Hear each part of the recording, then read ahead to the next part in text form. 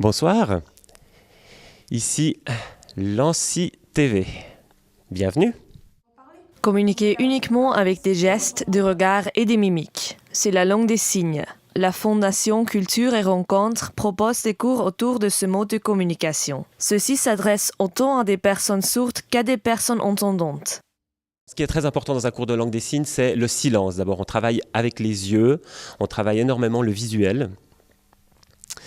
Et les gens sont disposés en arc de cercle. C'est vraiment quelque chose qui est typique des habitudes des personnes sourdes. Ça n'irait pas du tout de faire ça avec des tables en rangée. On met ça pour que visuellement on puisse tous se voir, et c'est comme ça qu'on fait entre sourds.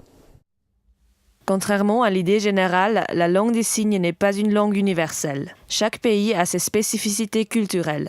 Cependant, la communication entre des personnes sourdes de différents pays est possible.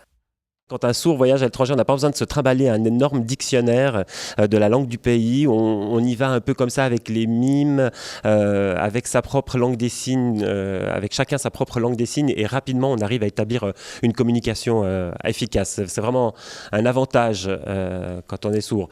Comme c'est un autre avantage de la langue des signes de pouvoir communiquer à travers une vitre, par exemple, ou alors si on est dans un endroit très bruyant comme une discothèque, il n'y a pas besoin de hurler pour parler et s'entendre, on peut discuter simplement.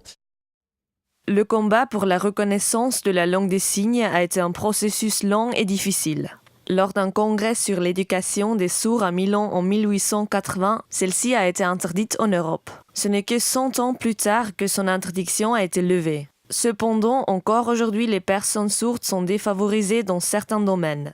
Nous nous battons encore pour qu'il y ait un meilleur accès à l'information, que les sous-titrages soient de plus en plus présents aussi sur les programmes télévisés. Ça fait bien des années qu'on se bat et on a enfin réussi à avoir des interprètes en langue des signes pour le téléjournal du soir.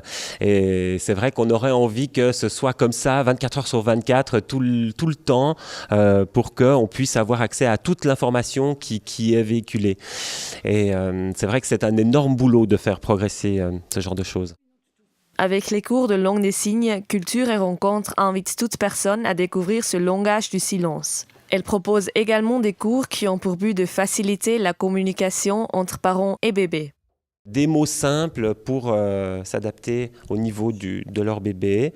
Il y a 6 thèmes différents sur l'extérieur, sur l'environnement, sur la nourriture. Voilà, en tout, il y a 6 thèmes qui sont abordés.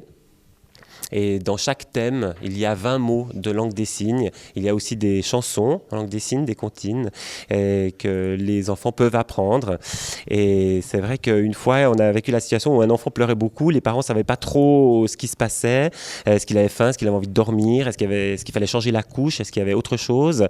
Et en fait, l'enfant qui avait appris la langue des signes a pu simplement répondre en faisant le signe fatigué, dormir, ou en disant j'ai faim, ou faire le signe manger, ce qui aidait un peu la communication.